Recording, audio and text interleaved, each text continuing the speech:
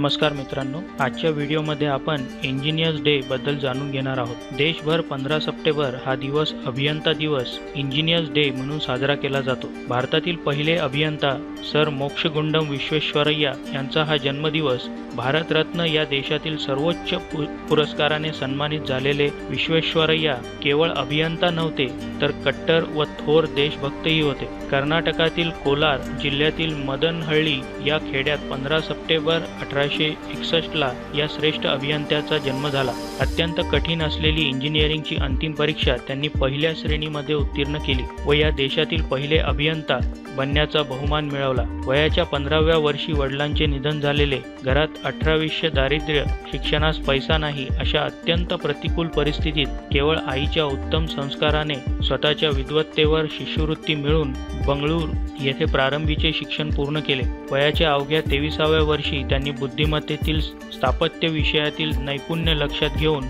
त्यांना तत्कालीन मुंबईचे सार्वजनिक बांधकाम विभागाचे सहाय्यक अभियंता म्हणून नियुक्ती देण्यात आली। त्याचबरोबर 1904 साली त्यांना बढती मिळून संपूर्ण देशाचे पहिले अभियंता होण्याचा बहुमान मिळाला। त्यावेळीपर्यंत या पदावर इंग्रज लोकच अभियंता म्हणून काम करत होते। विश्वेश्वरय्यांना बहुमान मिळाल्याने त्यांचे संपूर्ण देशातून कौतुक झाले। आपल्या नोकरीच्या कार्यकाळात विश्वेश्वरय्या यांनी ठिकठिकाणी 24 वर्षे नोकरी केली। त्यानंतर मात्र त्यांनी आपल्या नोकरीचा राजीनामा दिला। म्हैसूर संस्थानचे मुख्य अभियंता म्हणून काम करण्याची त्यांना संधी मिळाली। त्या काळात त्यांनी कृष्णराज सागर हे कावेरी नदीवरील धरणाचे काम पूर्ण केले। त्यांना या कामाचे पारितोषिक म्हणून गौरवार्थ म्हैसूर संस्थानचे दिवाण पद त्यांना बहाल करण्यात आले। म्हैसूर विद्यापीठाची स्थापना विश्वेश्वरय्या यांनीच केली। विशाखापट्टणम बंदरास समुद्री पाण्यापासून गंजरोधक करण्याची प्रणाली तयार करण्यातही त्यांनी पुढाकार घेतला। भद्रावती येथील अवाढव्य लोखंड व पोलाद कारखाना हे तर त्यांच्या महत्त्वपूर्ण कामगिरीचे जिवंत प्रतीक आहे। खरे म्हणजे आज देशात दिसून येणाऱ्या औद्योगिकीकरणाच्या प्रगतीचा मुहूर्तमेढ विश्वेश्वरय्या यांनीच रोवला असे म्हणायला हवे।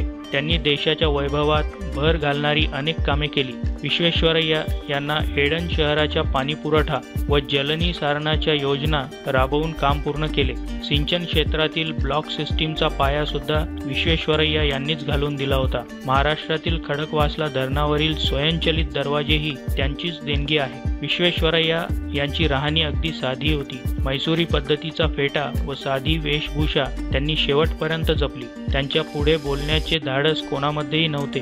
ते जितके साध्या स्वभावाचे होते तितकेच ते काही बाबतीत परखडही होते। विश्वेश्वरय्या यांना अंधश्रद्धा मान्य नव्हती। मानवात देव आहे व मानवाची सेवा हीच ईश्वर सेवा आहे असे त्यांचे प्रामाणिक मत होते। ते जसे बोलत होते त्याच पद्धतीने वागतही होते। वयाच्या 94व्या वर्षी भारतरत्न या परमोच्च किताबाने देशाने या अभियंत्याचा गौरव केला। विश्वेश्वरय्या शतायुषी होऊन निरामय जीवन जगले। 14 एप्रिल 1962 ला त्यांनी वयाच्या 101व्या वर्षी जगाचा निरोप घेतला आणि त्यांनी केलेल्या कर्तृत्वाचा गौरव आजही संपूर्ण देशभर केला जातोय।